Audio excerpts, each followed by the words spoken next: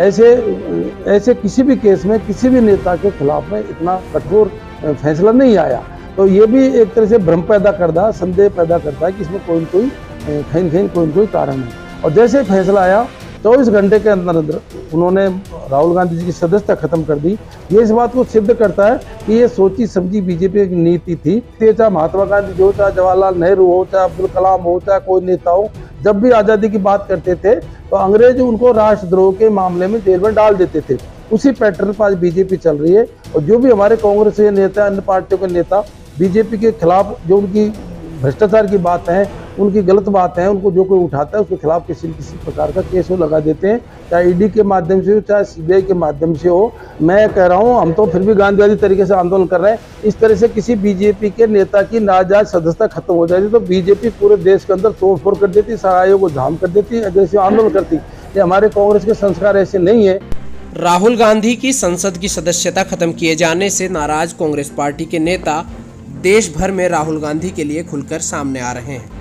राजस्थान सरकार में मंत्री और सचिन पायलट खेमे के नेता मुरारी लाल मीणा ने भी एक प्रेस कॉन्फ्रेंस कर मोदी सरकार और बीजेपी पर खूब हमले किए।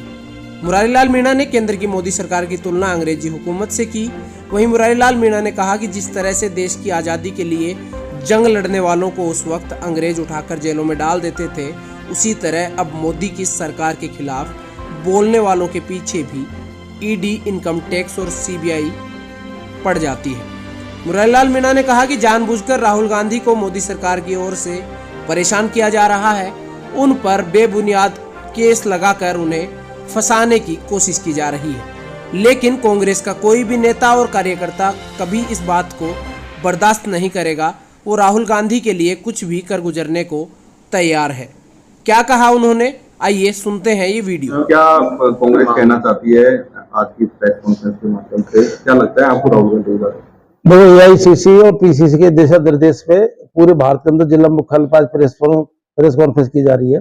और उसका मुख्य उद्देश्य ये है कि जैसे ही राहुल गांधी जी ने भारत जोड़ो यात्रा निकाली थी 3500 किलोमीटर की, और साथ साथ में अडानी के ऊपर जैसे अटैक किया, उनके भ्रष्टाचार के ऊपर, उनके जो सेल्स कंपनियों को जो पैसा आया था 20 से 23 हजार करोड़ रुपए भारत के अंदर, वो कहां से आया, उनको ऊपर जैसे लोकसभा में जेपीसी की मांग करी और बीजेपी एकदम बौखला गई।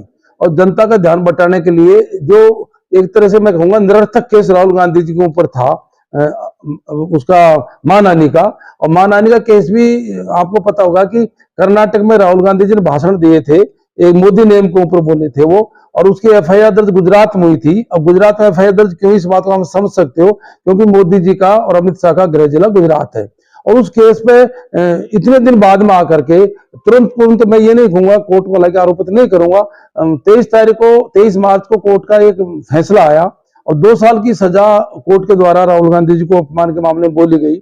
आप ये बताओ, एक तो देश आजाद होने से लेकर आज तक ऐसे किसी भी केस में किसी भी नेता के खिलाफ में इतना कठोर फैसला नहीं आया। तो ये भी एक तरह से भ्रम पैदा करता है, संदेह पैदा करता है कि इसमें कोई न कोई कहीं न कोई कारण है। और जैसे फैसला आया 24 घंटे के अंदर अंदर उन्होंने राहुल गांधी जी की सदस्यता खत्म कर दी। ये इस बात को सिद्ध करता है कि ये सोची समझी बीजेपी की नीति थी।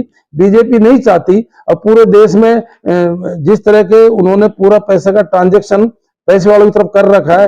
राहुल गांधी जी का जिस तरह से पूरे भारत की यात्रा में जनाधार बढ़ा था, राहुल गांधी जी जिस तरह से लोकसभा के अंदर उन्होंने मुद्दे उठाए थे, अडानी को लेकर मुद्दे उठाए थे और मामलों को लेकर मुद्दे उठाए थे, तो वो ये नहीं चाह रहे थे कि उनके खिलाफ कोई इस तरह की बातें करे। और उसको जो भी कोई किस तरह की कांग्रेस के हमारे नेता है राहुल गांधी जी बोलते हैं और उसको राष्ट्र की बात करके छोड़ देते हैं, मतलब सेम ये उस पैटर्न पर चल रहे हैं जिस पैटर्न पर अंग्रेज चल रहे हैं। क्योंकि जब देश आजादी की लड़ाई चली थी और जो भी हमारा भारतीय, चाहे महात्मा गांधी जी हो, चाहे जवाहरलाल नेहरू हो, चाहे अब्दुल कलाम हो, चाहे कोई नेता हो, जब भी आजादी की बात करते थे तो अंग्रेज उनको राष्ट्रद्रोह के मामले में जेल में डाल देते थे। उसी पैटर्न पर आज बीजेपी चल रही है। और जो भी हमारे कांग्रेस के नेता, अन्य पार्टियों के नेता बीजेपी के खिलाफ जो उनकी भ्रष्टाचार की बात है, उनकी गलत बात है, उनको जो कोई उठाता है उसके खिलाफ किसी न किसी प्रकार का केस वो लगा देते हैं, चाहे ईडी के माध्यम से हो, चाहे सीबीआई के माध्यम से हो। मैं समझता हूं कि ये प्रजातंत्र के लिए खतरा है, ये प्रजातंत्र की हत्या है। और आने वाले टाइम में उनके एक सोची समझी नीति के तहत, जैसे बीजेपी का एजेंडा है, मैं कहूंगा आरएसएस का एजेंडा है कि वो एक पतली गली से भारत के संविधान को कमजोर करना चाहते हैं, भारत के संविधान को खत्म करना चाहते हैं, ये निश्चित बात है। क्योंकि सोची समझी नीति के तहत जो लोग जिन्होंने 52 साल तक तिरंगा झंडा अपने कार्यालय पर फहराया नहीं, जिन्होंने राष्ट्रवादी कभी बात नहीं करी, देश की आजादी की लड़ाई में जिनकी हिस्सेदारी जीरो थी, उन्होंने कभी इतना सा त्याग नहीं किया, उन्होंने ऐसा माहौल कर दिया कि वो राष्ट्रवाद की बात कर रहे हैं। और राहुल गांधी जो हमारे निडर सशक्त नेता है, उनको इस तरह से डरा करके इन बातों से रोकना चाहते हैं। कांग्रेस उनकी इन बातों से जब अंग्रेजों से नहीं डरी तो इसे डरने वाली नहीं है, और गांधीवादी तरीके से इन सब बातों को आम जनता तक पहुंचाएगी और निश्चित ही जनता में जागृति होगी और बीजेपी को एकदम मुंह की खानी पड़ेगी। कांग्रेस बीजेपी कह रही है कि कांग्रेस बेवजह हाई तौबा कर रही है। पहले जैसे अमित शाह जेल में जाके आए, वो मामला भी फर्जी निकला, सुप्रीम कोर्ट ने उसको कर दिया। राजेंद्र राठौड़ भी जेल जाके आए।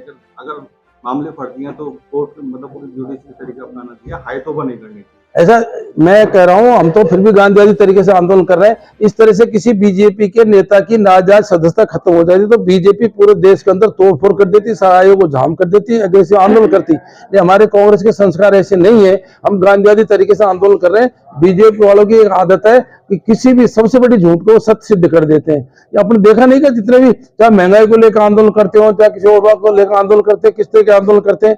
कांग्रेस एक संस्कारित पार्टी है, यहाँ के नेता संस्कारित है, ये अपने सिस्टम से आंदोलन करते हैं और संवैधानिक दायरे में रहकर आंदोलन करते हैं। बीजेपी मैं समझता हूँ कि जैसे अब उन्होंने हर चीज को तूल बनाते हो, उन्होंने अभी ये कहा था, अब मोदी के ऊपर जो राहुल गांधी जी ने भाषण दिया था वो क्या प्रचारित कर रहे थे, अब ओबीसी का अपमान हो गया। आप ये बताओ, जितने राहुल गांधी जी के लिए कहा था, अब क्या मोदी नाम के आदमी भ्रष्ट होते हैं क्या? क्योंकि 2-3-4 मोदी भारत का पैसे लेके बाहर भाग गए। ललित मोदी बाहर भगा, वो ओबीसी का थोड़ी था। और नीरव मोदी भगा, ओबीसी का थोड़ी था। वो क्या किया, हर बात को तूल दे करके मोल्ड करना चाहते हैं। जबकि कांग्रेस एक ऐसी पार्टी है जो हमेशा गरीबों के, एसटी, एससी, ओबीसी, चाहे सवर्ण गरीब हो, सबके हित का काम करती है। ये तो केवल बीजेपी वाले हैं, ये जो पूरी सत्ता इन्होंने प्राप्त करी है, ये फ्रॉड पड़े से ही करी है। और निश्चित एक दिन जनता जागरूक होगी और हमारी पार्टी जनता को जागरूक करेगी, और एक दिन ऐसा आएगा कि इनको पूरे देश के अंदर क्रांति की स्थिति पैदा होगी। निश्चित ही आज जो भारत संसार में सबसे बड़ा प्रजातांत्रिक देश था, आज विदेशी भी उसको कमेंट्स करने लगे भारत में प्रजातंत्र का हो क्या रहा है। आगामी रणनीति क्या रहेगी अब? ये लगातार गांधीवादी विचारधारा से चलता रहेगा, और जैसे जैसे पार्टी के दिशा निर्देश होंगे, हम यह आंदोलन को चलाते रहेंगे और निश्चित ही जनता में एकदम जागृति पैदा हो जाएगी इससे।